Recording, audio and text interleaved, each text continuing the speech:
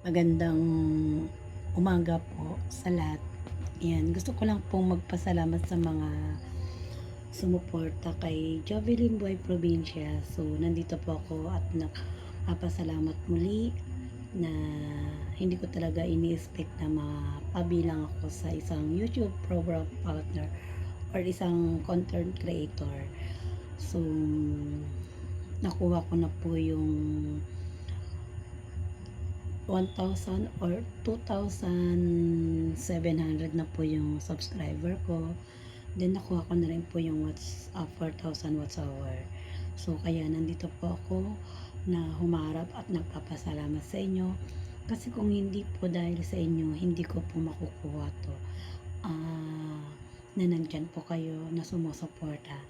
Dahil dun sa mga ina-upload kong video, yan, hindi ko man po kayo kilala.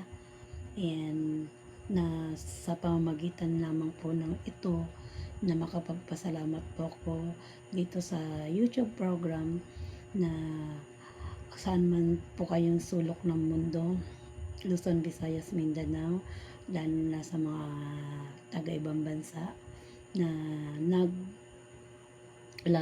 or nag-comment dun sa mga video ko. Salamat. Maraming salamat po. Nang dahil sa inyo, nag-iisang content creator po ako. Kaya, nung una, hindi ko talaga ini-expect na mapabilang ako rito. Pero eto, nandito na po ako na humaharap sa inyo na kung hindi po sa inyo talaga, hindi po ako magiging isang content creator. Dahil nung una po ay nanonood lamang po ako dun sa mga YouTuber. Pero nung sabi ko, mag-try kaya ako. So, nung nag-try naman po ako, eto, nakuha ko naman po yung subscriber na 2,000, mag 2,700 na po yung subscriber ko. So, gusto ko lamang pong pasalamatan sa mga nagtodo support sa akin, lalong lalo na si Ma'am Peli Caballero, si Kabsat Saki, sila Ma'am Vanessa, sila Ma'am Maya, si Joanne TV Channel, si Akari, si Mommy in the World, lalo na po si Shanfi 5 TV, and si B-Boy TV, B-Boy TV vlog. So, sila po yung todo support sa akin. Kaya, hindi ko talaga ini-expect na mapabilang ako rito. Pero ito, nagpapasalamat din ako kay Lord.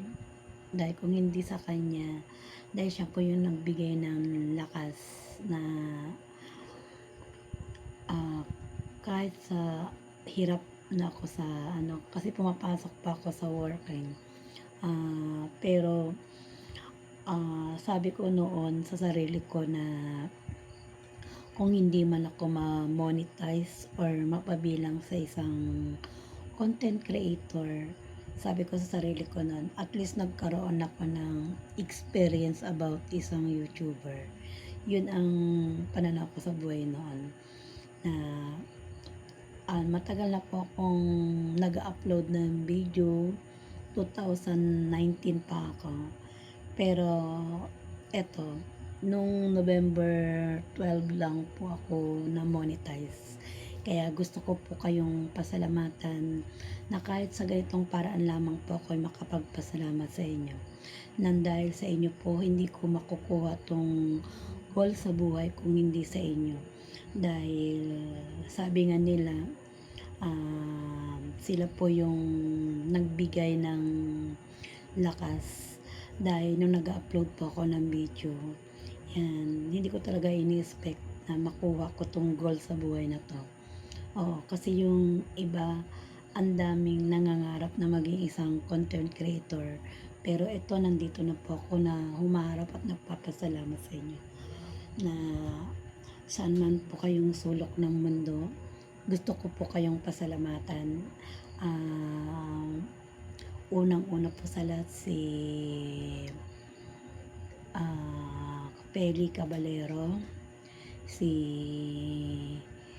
Mommy in the World, Kabsat Saki, si Vanessa Vargas, si Miss Pasaway, si Rick TV, si Rick TV official, si Rickman, yung friend ko na si Sis Joanne TV channel, and Modara Vlog. So sa mga hindi ko po nabanggit, ayan, nagpapasalamat din po ako sa inyo na dun pa lang sa pag-watch nyo ng video ko at pag-like, malaking tulong na po sa akin. Nang dahil po sa inyo, hindi ko po makakamit itong isang pangarap na maging isang YouTuber kung hindi dahil sa inyo. Kaya kahit sa ganitong paraan lamang po ay makapagpasalamat po ako. Sana po hindi po kayo magsawang sumuporta kay Jovelyn Buhay Probinsya. So unang-una po sa lahat, pasasalamatan ko rin po ang si Lord dahil siya po yung nagbigay ng lakas na kahit nagla-live po ako ng matagal, umaabot po ako ng 5 hours, 5 or 10 hours, pero sabi ko kaya ko to kasi yung iba na kaya nila. Sabi nga nila pag may pangarap tayo, kailangan hindi naman sa pag-aano na kailangan maging kaya yun pa rin ba natin. Hindi naman masamang mangarap, di ba? Kasi ako noon sabi ko dun sa mga na vlog, napapanood ko yung mga video nila, sabi ko mag-try din kaya ako. Kaya noon nag-try po ako. So hindi ko talaga ini-expect na makuha ko tong goal na to dahil dun pa lang sa subscriber ko na 2,700, then yung 4,000 watts hour nakuha ko rin po. Kaya thank you sa lahat. So 2019 pa ako nag-start mag-apply, mag-upload ng mga video. Pero ito, nakuha ko na. Nagpapasalamat din po ako sa lahat at walang hanggang pasasalamat. Nang dahil sa inyo, nakuha ko na po yung goal ko sa buhay na isa maging vlogger or content creator. So, kaya ang saya-saya ko talaga. Wala po akong hiniling na gift. Sabi ko nga sa buhay ko noon na kung hindi ko man makuha or hindi man ako ma-monetize sa YouTube program, at least nagkaroon ako ng isang experience sa buhay na maging isang content creator. Yun ang pananaw ko sa buhay. Pero eto na, nandito po ako humaharap sa inyo at nagpapasalamat sa inyo. Nang dahil sa inyo talaga, hindi ko makukuha tong goal sa buhay kung hindi sa suporta nyo.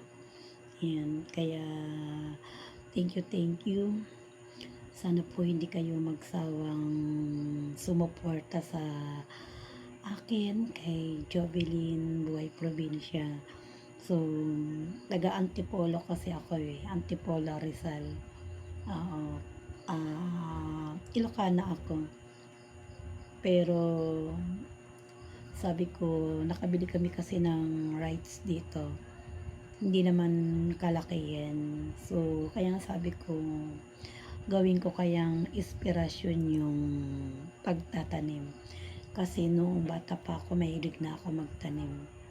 Yan, mga tanim, mga gulay, yan, mga prutas, yan, na kahit sa pang-araw-araw man lang natin makapantawid ng pang-araw-araw. Kasi malaking bagay na yung pag may tinanim ka, may aanihin ka. So, hindi na natin kailangan bumili sa palengke. Andyan, titingin ka lang sa likod ng bahay mo, meron ka nang mauulam. O, diba? Pero nung dumating yung bagyo, kasi hindi natin maiwasan, nasira yung mga pananim ko. Pero naging trial yon na hindi ako nawalan ng pag-asa na nasira man yung mga pananim ko kasi na-wash out yung tanim kong patola sa baba, then yung kalabasa, na-wash out yun. Pero sabi ko, ala wala na akong ma-upload. Pero eto, ano pa rin ako, naglaban pa rin sa buhay. Kasi ganoon talaga sa buhay natin eh. May nawawala, may bumabalik. So nawala man yung mga pananim ko, na-monetize naman ako. Kaya sana po hindi po kayo magsawang sumuporta kay Jovelyn Buhay Provincia. So, thank you sa lahat. Ah, hindi ko alam kung paano ko kayo pasasalamatan. Kaya sabi ko, haharap ako rito at magpapasalamat po ako. Hindi ko man po kayo kilala. Ah, yun nga, hindi ko man po kayo talaga kilala dahil doon pa lang po sa pag-comment nyo ng aking mga ina-upload, malaking tulong na po sa akin. Dahil kung hindi dahil sa inyo, wala po ako dito na isang content creator or mapabilang sa YouTube program ni YouTube na kung tawagin. Kaya sabi nga ng mga anak ko noon, um, sabi ko wala naman masama kung i-try ko.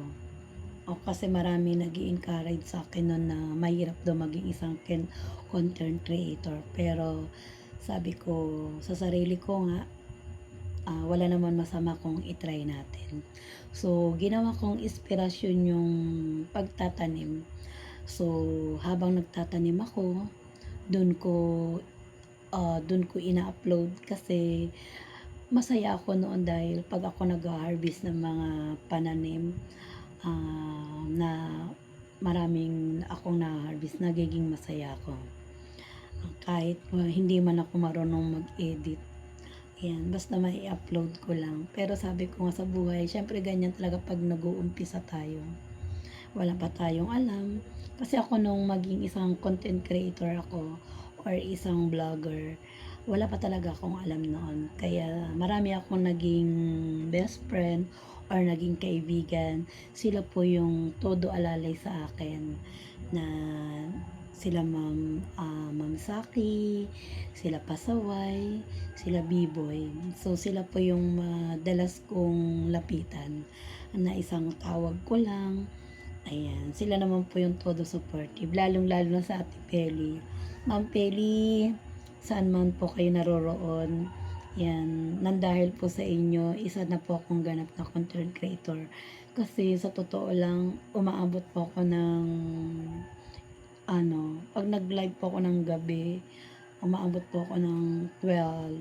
So, sabi na Ate Peli, tulog ka na, nandito lang kami.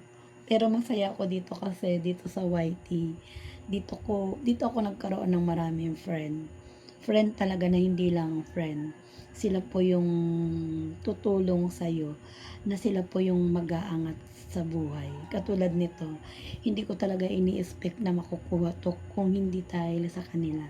Kasi sila po yung sa akin, nagbigay ng goal na i-push. Kasi masaya ako nung nakikita ko na marami na ako napapasayang tao, na marami nagko-comment doon sa mga pananim kong gulay. Kaya eto, ang saya-saya ko. Sabi ko ako na po talaga yung pinakamaligayang tao sa ibabaw ng mundo kasi nakuha ko na yung goal. Kaya sabi ko, sana po hindi po kayo magsawang sumuporta. Gagawin ko lahat para maging isang content creator. Kaya dun sa mga iba na gustong magbalak ng maging content creator, itry nyo rin kasi masaya dito. Dito ako nagiging masaya sa buhay. Oo, na pagising mo ng umaga, yan, mag-upload na tayo ng video, magla-live na. Marami tayong ginagawa pero hindi po ayun po yung nakakatanggal ng stress. Kasi dito ako naging masaya dahil marami talaga akong nakilala mga iba-ibang lugar. Ayan, katulad ni Sir Rickman, nasa Ormoc po yan, malayo. Sila po talaga yung nagbigay ng goal sa akin na si Rickman, yan sila Sir Benny, yan. Si Mami Grace Alfaro. Ma'am Grace, salamat po nang dahil po sa inyo, sa suporta nyo.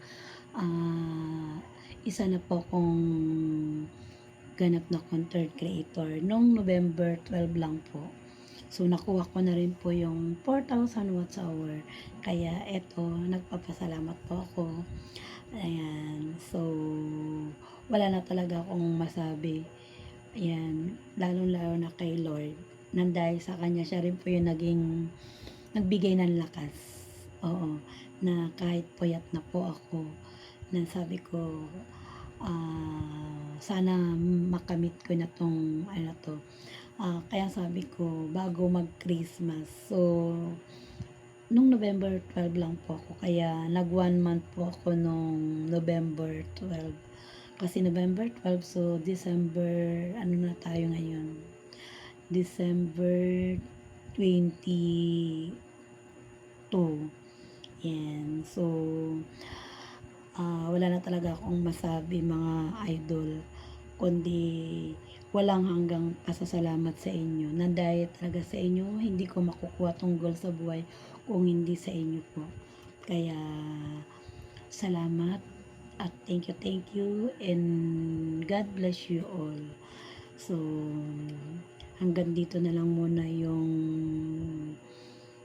upload ko na to. Sana wag niyo pong kalimutan pindutin ang notification bell para updated po kayo sa mga ina-upload ko. So, ang masasabi ko po sa lahat, malapit na po Christmas, ilang days na lang, diba ang saya. Kaya advance Merry Christmas sa lahat. Thank you, bye bye.